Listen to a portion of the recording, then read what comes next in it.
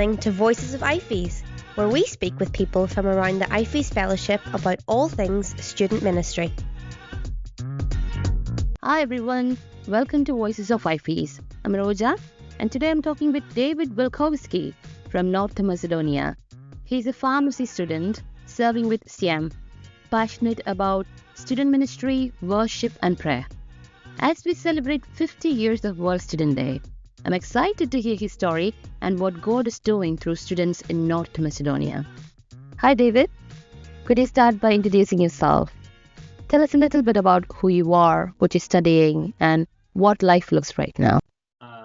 Hello everyone. Hi Roja, so nice to be spending time with you. As you already introduced me, my name is David.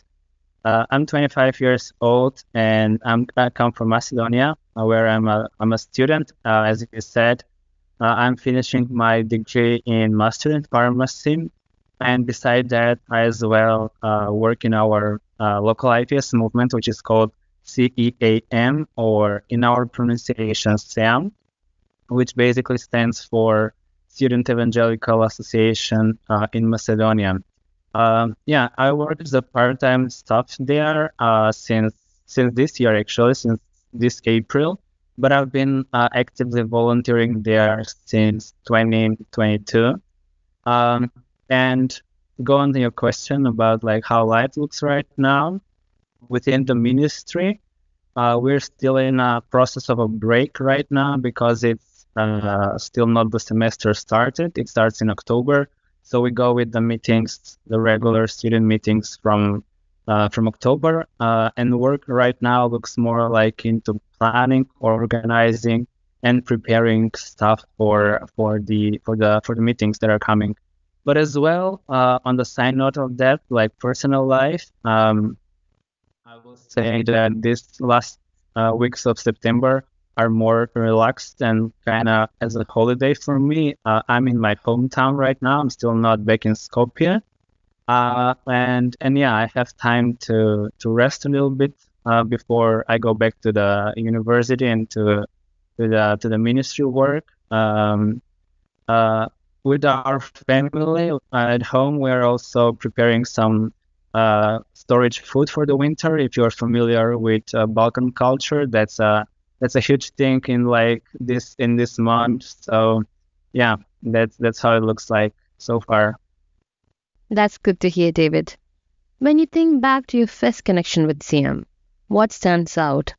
Was there a person, a moment, or even a song that drew you in? I'll have to go back 5 years in timeline to answer that question. So 2019 was the year when I started being a student and when I moved to Skopje for it. And in that time, I was living with my aunt in her home, in her house, and I actually didn't know about the student ministry and the possibility of it. But there has been a staff in the movement in that time that he knew my mom, and once I went to Skopje for my studies, they got in contact, and through him, she kind of texted her and got the contact to me to invite me to the meetings. And to be honest, I'm a kind of a shy and an introvert person. So the first semester, the 3 months, he's been pursuing me, inviting me for the meetings, but I didn't go to it. I was taking my time to settle down in the new surrounding in Skopje, in the city. And I was not that very open to join the meetings. But in the beginning of 2020, there was the winter conference that SEAM is organizing. So he as well, but also some other people, such as some people from the church in Skopje and Jensek, her husband, they all kind of texted me and invited me to join it. I was still a bit nervous for that, to go to a place where I don't know anyone. But now looking back on it, thank God I went it, and it was a place where I could kind of express my faith, because when you go from a hometown which is smaller to a bigger city, you kind of feel a bit lost. But finding the community that Sam has been a good place for me to feel more like welcomed, but also settle down in the city and in the new environment. So yeah, start. Wonderful. You're passionate about ministry and worship. How have those passion found expression in your student years? During studies and during being a student, it can be challenging maybe to do ministry or to give a bit more than just like being a regular visitor to a church or to any ministry, such as Sam or so. But I think what I did, I mean, in my hometown in the church, I've been always passionate about music. So I started from like changing slides to leading worship with the piano in a local church. I had used my talent in playing the piano that I've been learning in primary school. So besides that, also sometimes like sharing some short messages or like giving a sermon, a talk.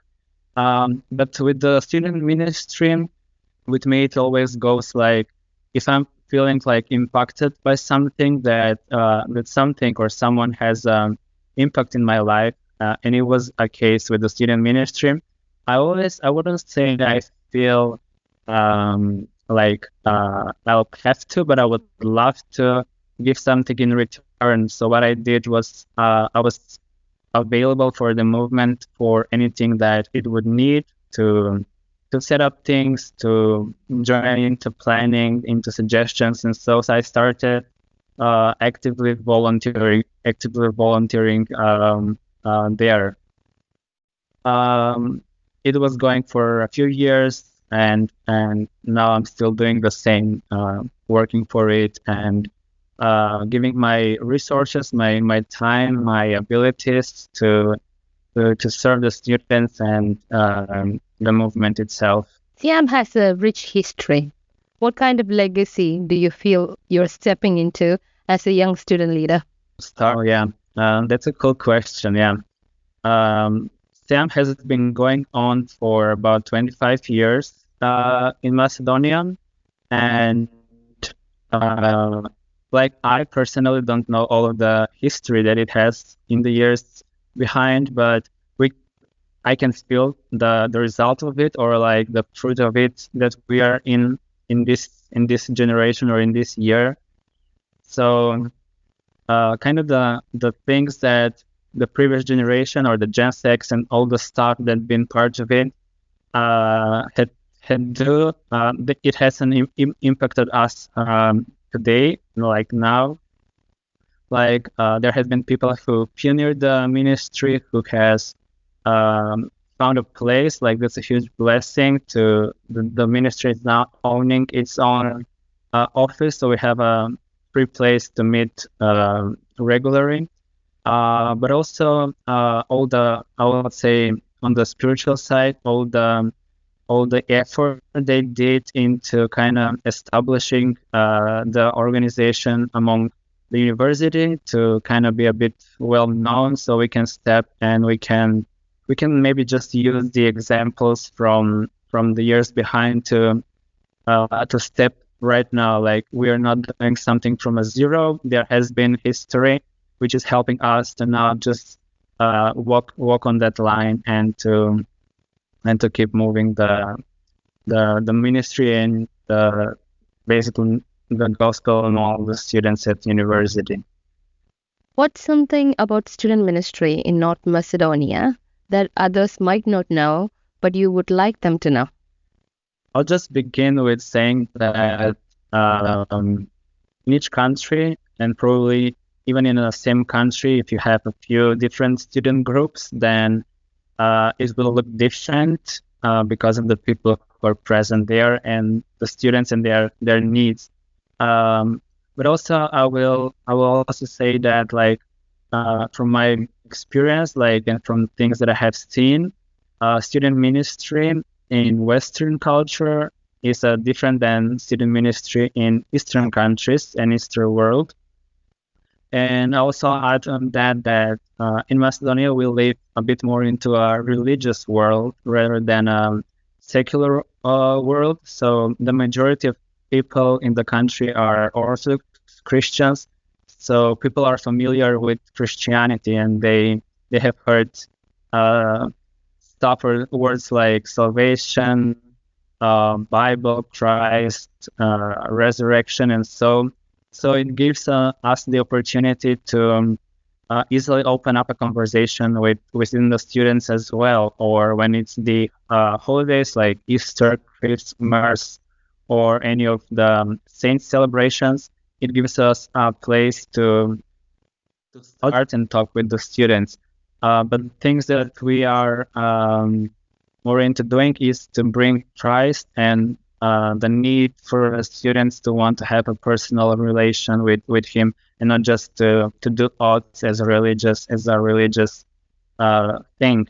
And also students in our context, I will say, from the students that are part in the group, it's pretty visible that they have a hunger and a need to know more and to dig deeper into the Bible, into the Christianity, into the person of Jesus and God Himself.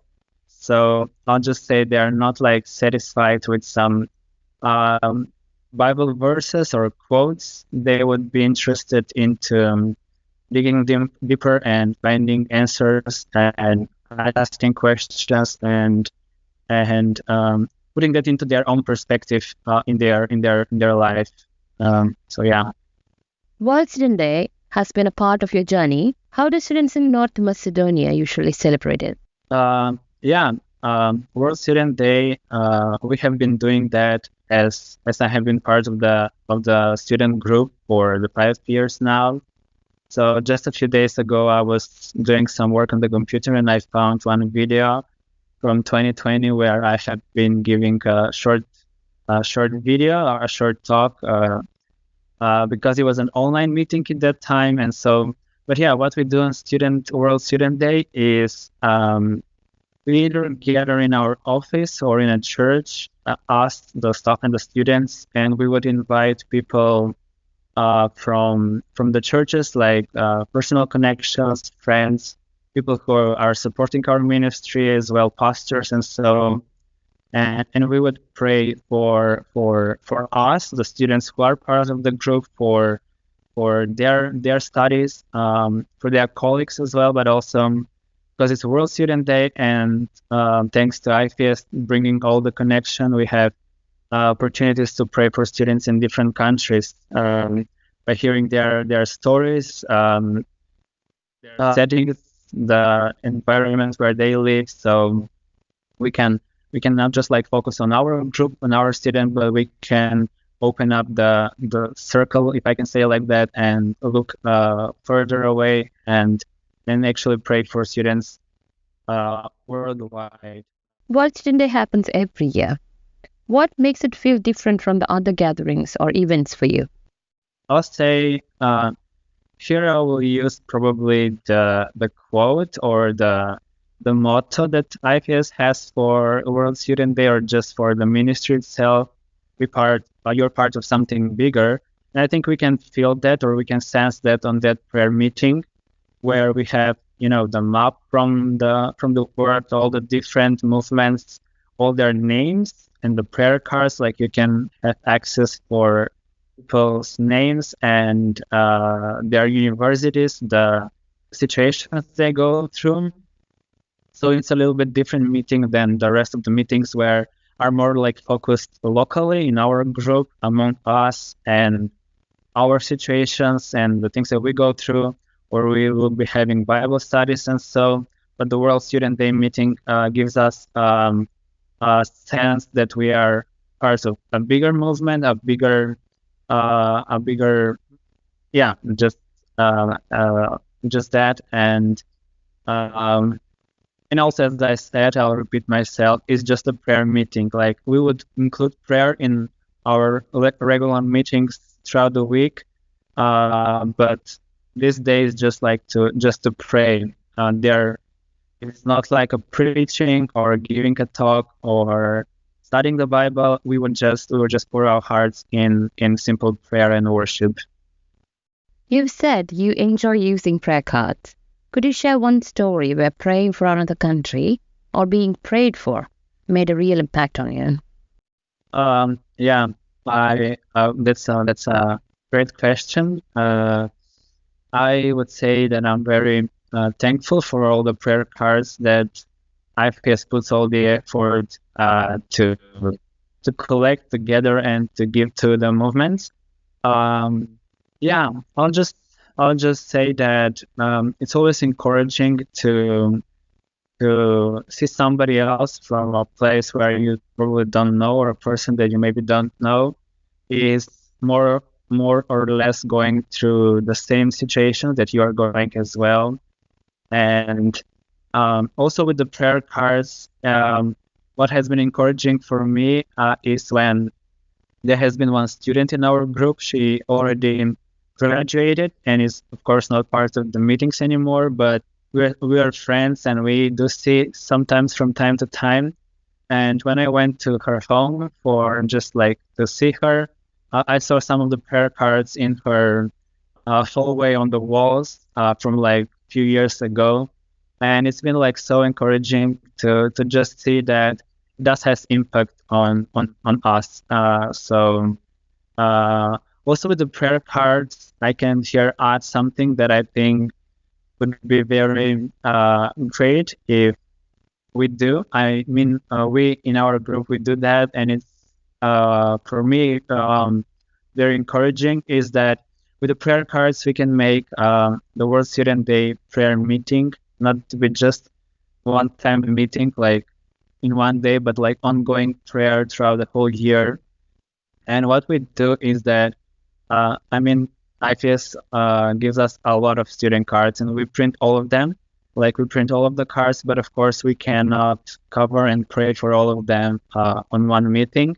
So the ones that we don't cover on the prayer meeting, we leave them just in the office, like on a table, and students are able to get them when they are coming to the meetings weekly, so they can bring them home and pray for a different country. If you're a bigger movement and you have more students, you can always be reprinting the cards just until the next World Student Day where the new cards arrive. So you can encourage that prayer ongoing in your group and encourage the students to be constant in their prayers. But also with the prayer cards, I'll add on that not just pray for the country and the group that is on the card, but sometimes try to get in touch with them. Within this era and the social media, you can easily find their profiles or their group profiles. So try to do that for the country that you're praying. Get in touch with them. Just ask them or let them know that you have prayed and ask how God is moving and working in their lives, in their group. And so, yeah, I really love the prayer cards. That's so encouraging. This year marks 50 years of World Student Day. If you could describe its value in just a sentence or two, what would you say? 50 years, that's half a century. And it's so amazing to see how many students and staff has taken part in it. Just a sentence or two, they would not be that easy to capture it, but the value of prayer itself is just sometimes more than we believe. I believe prayer moves the heart of God, and He blesses us when we talk to Him through prayer. So also with a prayer, you carry your brothers and sisters, in this case, other students, you carry their burdens. So we're also called to that, and in prayer, you're doing that. So World Student Day is all about praying, and we believe in its power and how God works through prayer and does His work. If you were sitting across from a student in another part of the world who feels alone in their faith, what encouragement would you want to give them? Yeah, that is a situation I would love to happen, to have a one-on-one talk a conversation with a student from a different country and context. As those who know me, they probably know that I'm not the guy who would stand in front of a huge crowd and give talk. So one-on-one conversation or just a small group setup is my go-to thing. And what I will encourage a student from a different country who might feel alone in their faith is that I will distinguish loneliness and being alone. Sometimes they can feel that they're alone, but the truth is they're never alone because Christ himself is always present. And if they are believers and if they have a relation with him, they can always sense and feel his presence.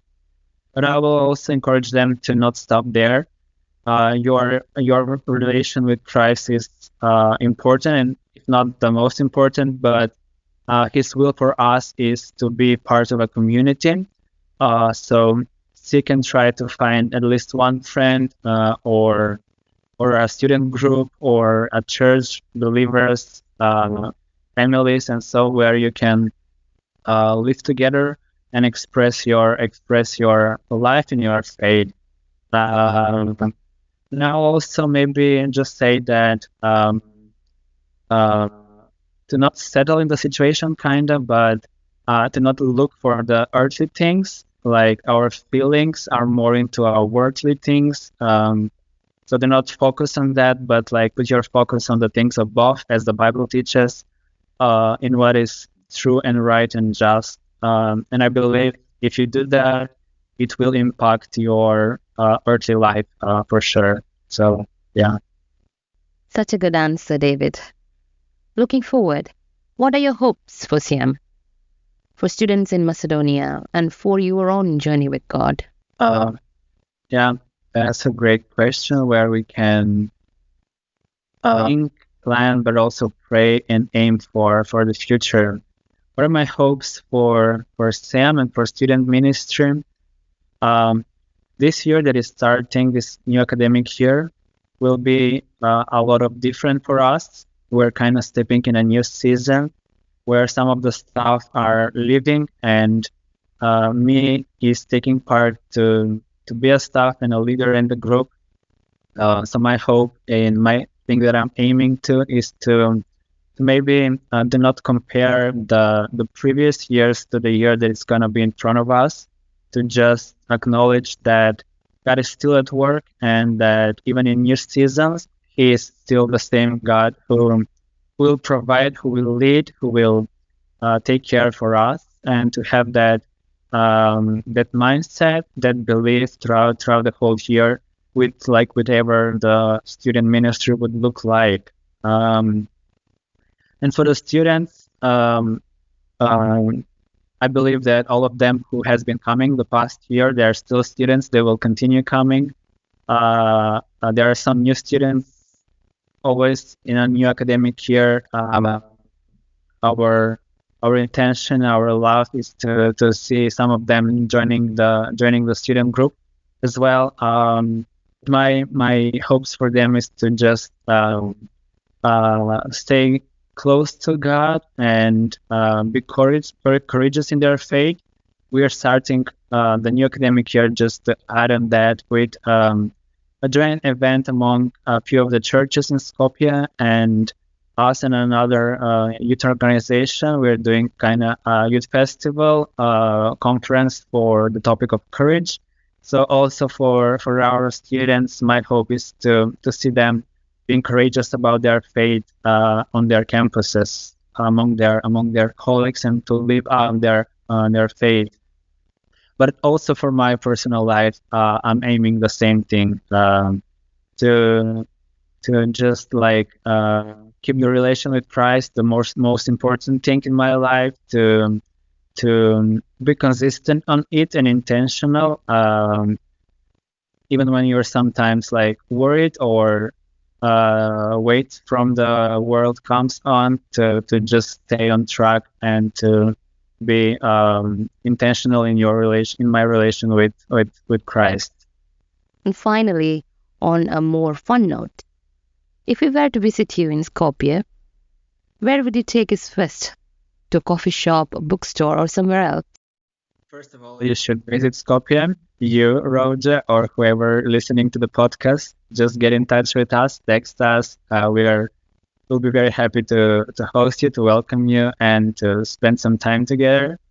You mentioned coffee. I do love coffee. And my favorite coffee shop in Skopje is right like only 10 meters away from our office. So oftentimes when I go to the office, I cannot like miss my favorite coffee shop. Its name is 081. That's the link number for Skopje, the old link number. They have good coffee, good quality, specialty coffee. And also another place, just also 30 seconds away from our office on North Macedonia. There is located Mother Teresa House Museum, where I'm sure you all are familiar with her name, Mother Teresa, and her work, her mission. There is a museum, and it's house setting museum, so you can see her bedroom or her kitchen stuff that she has been using in her daily life. But also in Skopje, you can visit Mount Vodno, and there is located the Millennial Cross. That's a cross building monument, which is the tallest cross monument in Europe. And from there, you can have an awesome view of the city. You can enjoy the nature there on the grass, like a picnic or so. So yeah, there are a lot of cool things to visit in Skopje as well.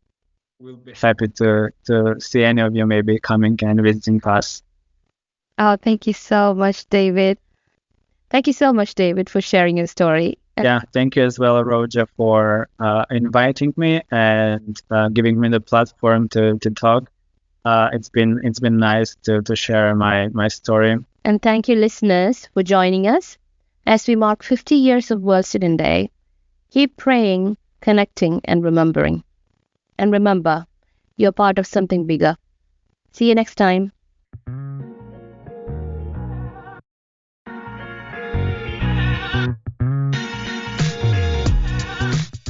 Thanks for listening to Voices of IFES. Follow us on your favourite podcast platform to hear more interviews like this one today. If you want to hear stories of how students are transforming their campuses around the world, subscribe to Prayer Line, our weekly newsletter with inspiring stories to help you pray for student movements. You can go to ifesworld.org to subscribe or follow us on Instagram and Facebook to listen to stories in audio form.